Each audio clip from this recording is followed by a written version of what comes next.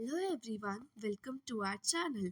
So in this video, we will gonna study Unit 1, Session 2, describe the role of supporting departments in a hospital. Relevant knowledge. In this session, you will learn about the roles and functions of various supporting departments of a hospital and the equipment and accessories used by the staff members. Contradictory to the general beliefs that hospital requires only doctors and nurses, but actually a good hospital requires active role of support staff. These supportive services vary as per need and type of hospital.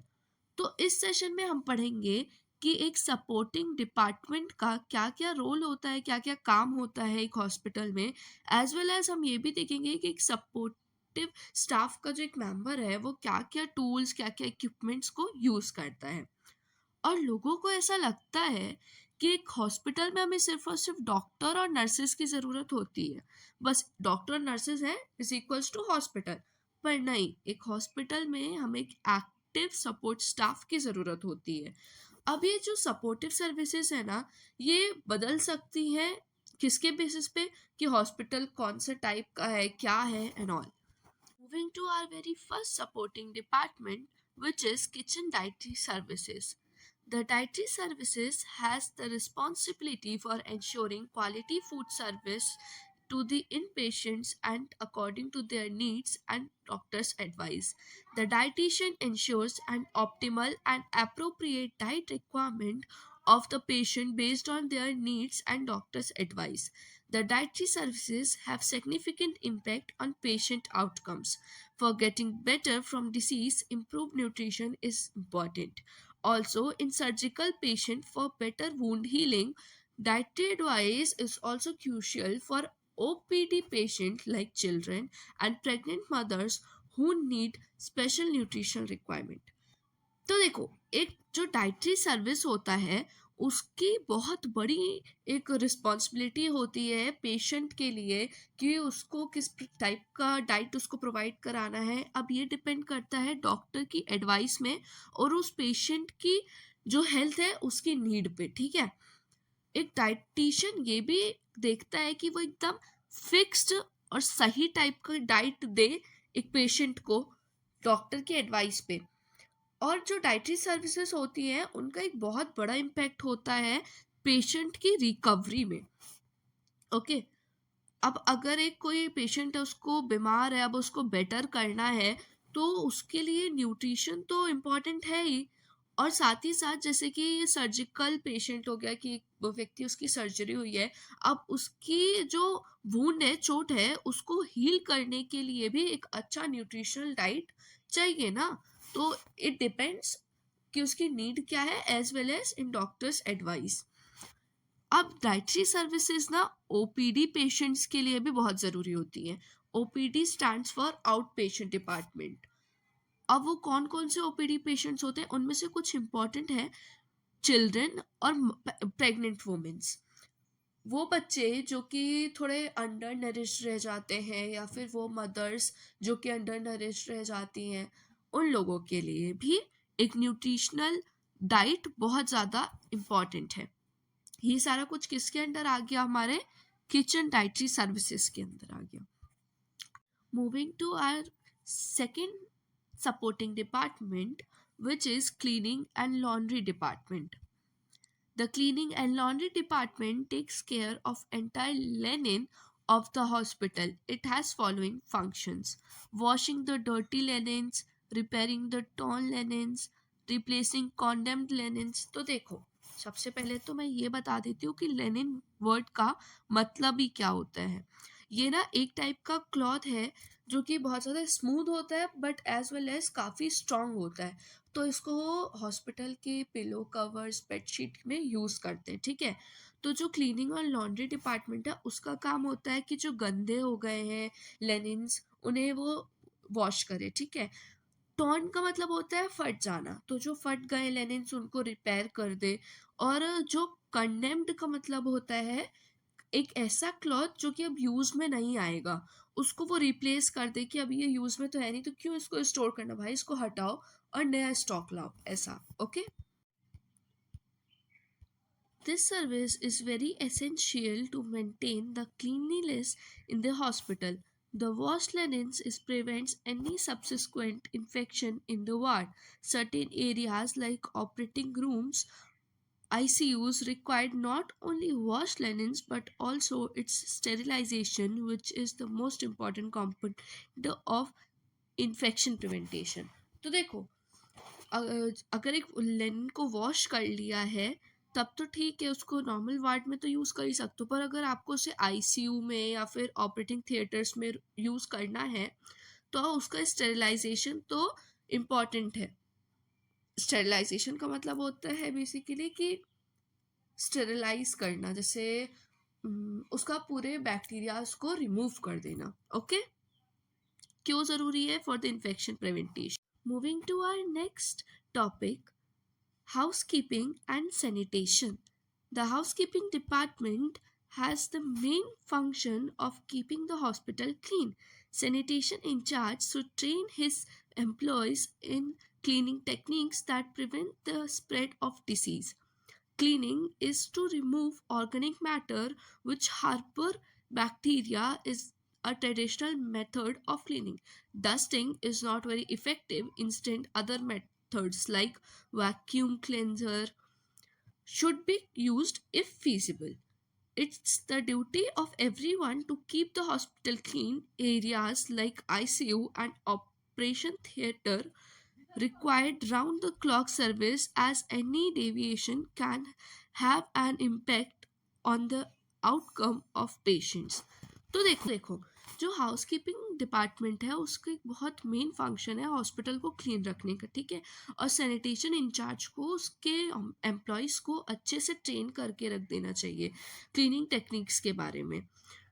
अब जो पहले का time था कि वहाँ पे organic matters को बस हटा दिया जाता था और सोचते कि सफाई हो गई, तब तक तो ठीक था, लेकिन अभी ठीक नहीं है। जैसे डस्टिंग ही एक जो कॉमन यूज़ किया जाता है, एक मेथड है हॉस्पिटल्स में, वो डस्टिंग है, जो कि इतना ज़्यादा इफ़ेक्टिव नहीं है अगर कंपैरिजन करें उसका वैक्यूम क्लीनर से, ठीक है।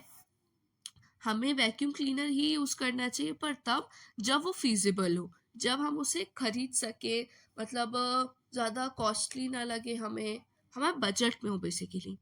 अब जिसकी कुछ एरियाज़ हो गए आईसीयू और ऑपरेशन थिएटर, इधर पर तो अच्छी सर्विस लगती ही है भाई हाउसकीपिंग की। Okay, so now the next topic is OPD, out patient department is the one of the most important integral part of hospital patient services. This service is the interface for first interaction of patient with medical service. The advantage of OPD is that much the investigation and curative work can be done there without admitting the patient, thus curtailing medical expenses. The scope of OPD includes, तो देखो, OPD, अब अगर एक अच्छा doctor है उससे आप मिल रहे हो, तो अगर वो आपको अच्छे से सारा डिटेलिंग दे कि क्या प्रोसीजर होगा आपके ट्रीटमेंट का, आपसे अच्छे तरह से बात करे, अच्छा हालचाल पूछ ले, तो अपन को भी वो डॉक्टर अच्छा सा लगने लग जाता है, अपन को उससे उतना डर भी नहीं लगता है। तो एक अच्छा बॉन्ड बनाना बहुत इंपॉर्टेंट होता है, वो खासतौर पे डॉक्टर्स को ओपीडीज के साथ। पहला इसका हो गया कंसल्टेशन एंड इन्वेस्टिगेशन। दूसरा इसका होता है प्रिवेंटिव एंड प्रमोटिव हेल्थ। देखो, अगर आप किसी पेशेंट से मिल रहे हो तो उसको अगर आप डरा दोगे कि तुम्हारी हेल्थ तो रिकवर नहीं होने वाली है, इससे अच्छा है कि आप उसको उसकी हेल्थ के प्रमोशन के बारे में बताओ कि अच्छा ऐसे रहोगे ना तो ऐसे चल के आप और अच्छा हो जाओगे। उसको हेल्थ एजुकेशन देना, उसकी बीमारी ये है उसके बारे में उसे डिटेलिंग्स देना, उसको बताना कि आपकी हेल्थ ऐसे ऐसे ठीक होगी, एक stage by stage. Counselling is very very important part. OPD is usually located near the entrance and it's separated from IPD. जो इन पेशेंट डिपार्टमेंट होता है ना, उससे ओपीडी को सेपरेट रखते हैं। जैसे कोई आईपीडी है जिसको बड़ा इन्फेक्शन है, अगर उधर ही पर ओपीडीज को भी रखने पड़ गए, कोई ऐसा इन्फेक्शन है जो कि एयर में रह सकता है, तो वो उस पर भी आ जाएगा। तो जो ओपीडी था वो भी इन्फेक्टेड हो गया, तो इन दोनों को ना सेपरेट रखते हैं. It should have easily access to MRD. देखो एमआरडी का फुल फॉर्म होता है मेडिकल रिपोर्ट डिपार्टमेंट. आपको एमसीक्यू में 1 मार्कर ही आ सकता है. X-ray, laboratory, pharmacy, billing counter. It should be easily accessible to the emergency areas. ठीक है, आराम से आप उसको पा जाओ, ऐसा रखते हैं. Okay, now the next topic is laboratory services. Laboratory services में कॉमनली आ जाता है हमारा रूटीन ब्लड टेस्ट. क्या आ जाता है? Routine blood test. टोटल आपका ल्यूको काउंट क्या है, ठीक है, हीमोग्लोबिन क्या है, renal function, liver test, viral markers, cultural and sensitivity et cetera. देखो ल्यूकोसाइट काउंट्स का मतलब होता है कि कितने ज़्यादा WBC है आपके अंदर, वाइट ब्लड सेल्स. हीमोग्लोबिन मतलब कितना ज़्यादा आपके अंदर ब्लड का कंटेंट है. ओके, रेनल फंक्शन में आ जाता है हमारा किडनी. किडनी के रिलेटेड टेस्ट होता है कि आपका जो भी वेस्ट मटेरियल है, तो फॉर एग्जांपल यूरिन, तो कितना ज़्यादा आपका वो बना रहा है, किस लेवल से वो वर्क कर रहा है, कहीं ख़राब तो नहीं हुआ, like a machine. Okay, liver function test हो गया कि आपका लीवर अच्छा फंक्शन कर रहा है कि नहीं कर रहा है, like this. Routine urine and stool test. Special test depend on the feasibility available. अब कुछ स्पेशल टेस्ट भी होते हैं जो कि हर हॉस्पिटल में नहीं हो सकते, तो देखते हैं कि अगर इस हॉस्पिटल में तो ठीक है, यहाँ करवा लिया, नहीं है तो दूसरे उसमें चाहिए ना, ऐसा. दूसरा है हमारे पास blood bank. Okay, it has responsibility for collecting, processing, storing all blood used in hospital for transfusions patient. Blood bank support is very important for performing major surgeries, managing trauma victims and patients with blood disorder and certainly ill patient. तो देखो एक जो blood bank होता है उसका अच्छा खासा एक रोल होता है ये देखने में कि ये हमारा ब्लड बैंक है, इधर पे अगर ओ पॉजिटिव ब्लड है, वो कम हो रहा है, तो इसको फिर से रिस्टोर कर दो भाई, यहाँ पे जमा करो. और ब्लड बैंक का रोल होता है मेजर सर्जरीज हो गई, जैसे अब देखो कोई बड़ी सर्जरी है तो उसमें ज़्यादा ब्लड लॉस हो गया, तब उसको ब्लड हमें चढ़ाना भी है, तो जब हम उसे ब्लड देंगे तो उसमें बड़ा रोल किस करेगा? ब्लड बैंक का. Ideally, laboratory service must be available round the clock and it should be located on the ground floor, should be easily accessible to the OPD. तो देखो ऐसा माना जाता है कि जो लेबोरेटरी सर्विसेज है ना, जैसे कि उसमें आ गया हमारा ब्लड बैंक ही हो गया, तो उसको ना 24/7 खोल करके ही रखना चाहिए, और उसे ज़्यादा ऊपर जैसे थर्ड फोर्थ फ्लोर में नहीं, उसको ग्राउंड फ्लोर में रखो कि सब कोई उसको आसानी से ढूंढ ले, खासों में आउट पेशेंट्स. ठीक है, coming to the next, hospital administration. Administration should be collective responsibility of the medical professionals and supporting staff. Every hospital requires a dedicated team of administration to ensure smooth functioning of the various services in the hospital and to act as a link between different services. They also take care of different aspects of human resource in hospital.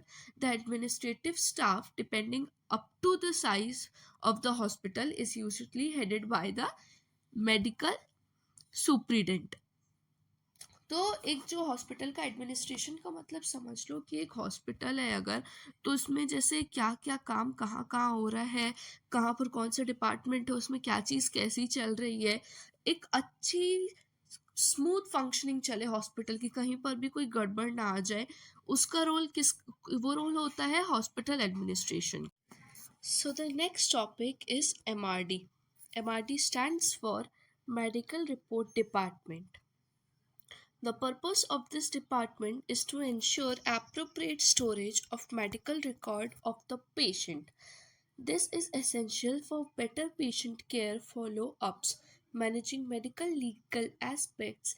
It is also important for teaching and training of medical professionals. This department use unique system of coding and store of medical reports. तो देखो, ये जो MRD होता है ना, ये क्या करता है कि एक मेडिकल रिकॉर्ड रखता है कि एक पेशेंट आया है हमारे पास, जैसे उसकी क्या रिपोर्ट आई है हमारे, उसको ये अपने पास स्टोर कर लेता है, ठीक है।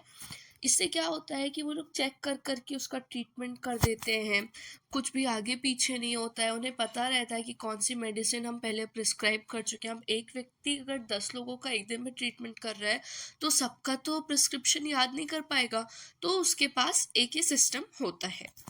Okay, moving to our next topic, purchasing department. So, the purchasing department has the responsibility for purchasing or supplies and equipment for the hospital. तो जो परचेसिंग डिपार्टमेंट होता है उसका ये काम होता है कि वो सारे जो, जैसे मान लो 10 सीजर्स आई आज हॉस्पिटल और उनमें से 9 खराब हो चुकी हैं, अब सिर्फ एक बची है, तो अब उस स्टॉक को रिफिल करने का जो एक रोल होता है वो होता है परचेसिंग डिपार्टमेंट का। नेक्स्ट है हमारे पास finance and accounts department. The finance and accounts department is responsible for collecting the fees, paying for supplies and equipment, handling records pertaining to hospital finance, keeping record of asset and liabilities, and assisting in budget preparation. The business manager is responsible for the function of department and the accountants help the business manager.